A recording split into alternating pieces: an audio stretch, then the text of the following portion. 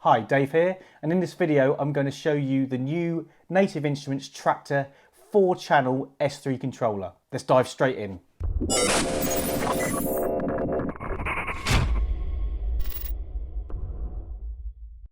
So here we have the standard box now. It's nice and recycled, and it's just a little bit bigger than the S2, as you can see. Inside we've got the normal packaging, envelope with our serial numbers in and our stickers that no one ever uses, but they're nice to have. Now this time this actually comes with a power adapter, which is actually really nice. The S2 doesn't, but it actually comes with this, and it's got the universal plugs and a USB A to B as standard. So here you can see Traktor on the side with the cut out parts to lift it up, and it's following the same sort of style as the S2 MK3 and the S4 MK3 as well. Everything feels nice and sturdy, nice and solid. So if you take a look at the back, we've got our USB, we've got our iOS for the iPad, a line in with the RCAs, booth outs, which is the TRS, and then we've got the main outs, which is RCA, and an XLR out as well, which is really handy. In the front, we've got the mic D, which is a universal TRS jack and XLR. And then we have a mini jack and a 1/4 inch as well for the headphones, which is cool. So I plugged it all in, and the major difference is, as you can see, there are 4 channels. So you've got extra buttons here for select B and D, A and C, and they'll drop down, as you can see, down there. Apart from that, pretty much everything's the same on the surface. Obviously, we've got an XLR input for the mic, we've got XLR outputs, and we've got booth out, which is really cool as well. This also works for the iOS, so the iPad with the Traktor DJ. I haven't got an iPad, so test it and let me know how you get on. Now, there's no point in me going through everything because it's exactly the same as the S2 MK3, but there are a couple of things that I think you should know, which I think are quite cool. So because you can drop down to decks B and D, then you can do some other interesting things. Now, I will show you at some point when I'm back at the studio the input on line D. So at the moment you can put in a mic, you can also put in a line at the back, and with that line what you can do is you can actually put a turntable in or a CDJ with timecode as well. So it will actually work with timecode. Now obviously if you're putting in a turntable, make sure you ground it somewhere, but it does work if you put in a turntable with timecode and you run it through there. That does then kick out deck D internally, but that may not be a major problem for you. So what I've done is I've plugged in a microphone into deck D. Now let me show you how it works. So at the moment it's showing light mic D, and if you turn it there, it flips back to new remix sets. The live input, remix sets, okay? So, but if you want it to line, then hold Shift, Ext, okay? So there's the external line, and again, remix sets.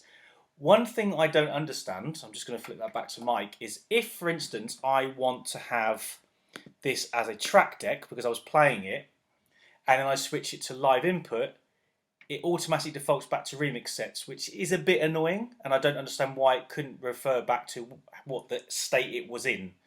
But just so you know. But be careful when you have this on with the mic on because it can make a noise. Oh, let me just go in and show you the preferences for the audio input routing. Okay, so you can see that line D is mic in, and so if I put my mic on, you can see the feed in there, 1 2 2 2. Now you can't hear it yet because my gain's down, but it's good that you can see the feed. If I change that, it's still going to show that it's in there. It's just it's going to be overwritten by the internal. But you can see the feed in there. Now you can do this on any Traktor control that's got a mic input and put it on any deck you want. But as this one is dedicated to line D, I might as well leave it. So one thing you may not know is the microphone line input, when it's in live input, anything that goes through Traktor can get controlled with certain effects. So for instance, if you hear my voice now, or yeah, that sounds good, and I can then put a filter on it so I can talk, or Let's put something else. Reverb.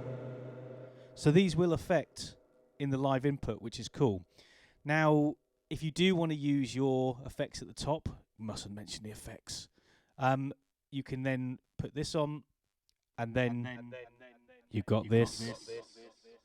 Now, this isn't unique to. Let me turn that down.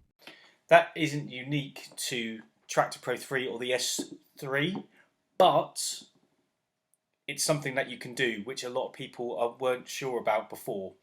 Now, remember, when you do use live input, anything that you're running effects-wise is going to be taken from the master tempo. So why that is important is if you've got a beat playing at 120 and you do a vocal delay, it's going to go into the master tempo, so that could be 160, which will throw off your beats.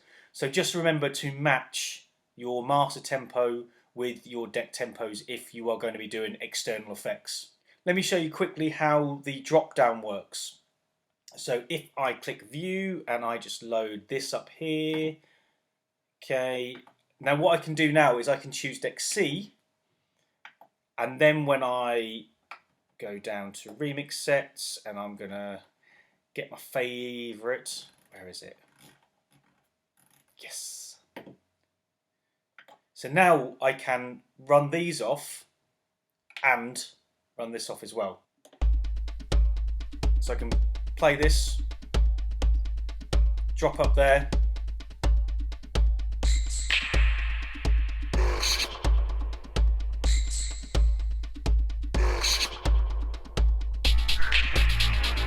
drop back down, it's mute,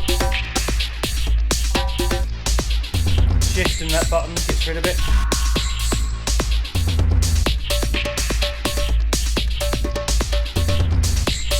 And you've got the whole deck there.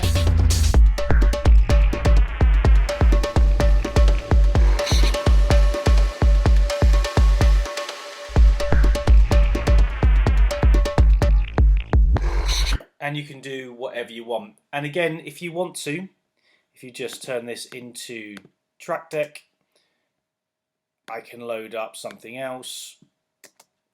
And again, it's in sync at the moment. That's probably not the best one at 162. Let me just put that one in 126, and then 126 will be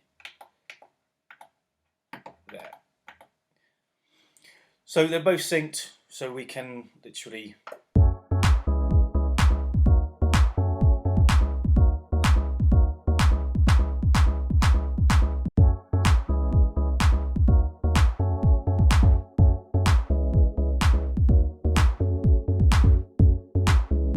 then go up.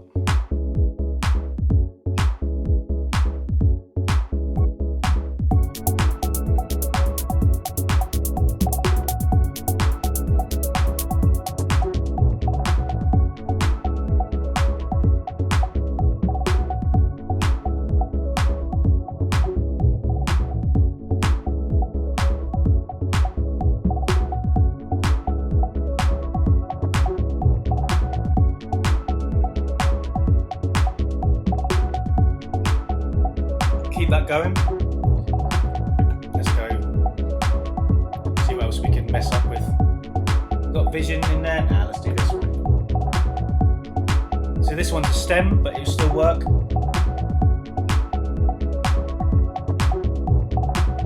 Got the sync on. Let's loop that.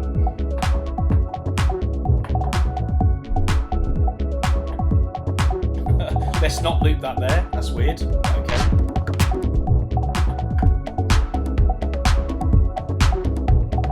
So we got those going. We can take the little. And because we've got 126 on,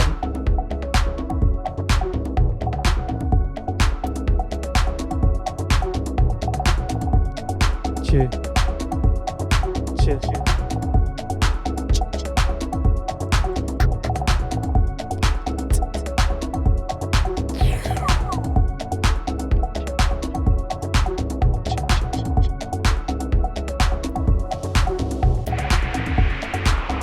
Lovely noise.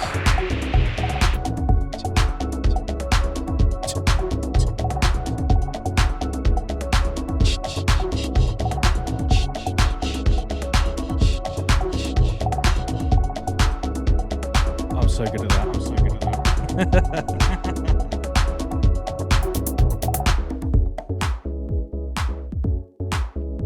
The end. The end. So that's a quick showcase of the S3. It's pretty cool. It can do lots of things that you need. It's in stores now. I think it's about $4.99 sterling. You've got the holes in the back, which the infamous iPad stand holder, which I haven't seen anything yet. But there's got some good features: the booth monitor, the XLR outs, the fact that you can put in one line, which is really cool as well, and the fact that you've got 4 decks, which I always use 3 at least. So 4 is cool, you know, me and Carl Cox keeping it real. So if you have seen previous video of mine where I made mappings for the FX, obviously I think at some point I'm going to have to do the same because I do really need the effects. So this isn't for everyone, just like any controller.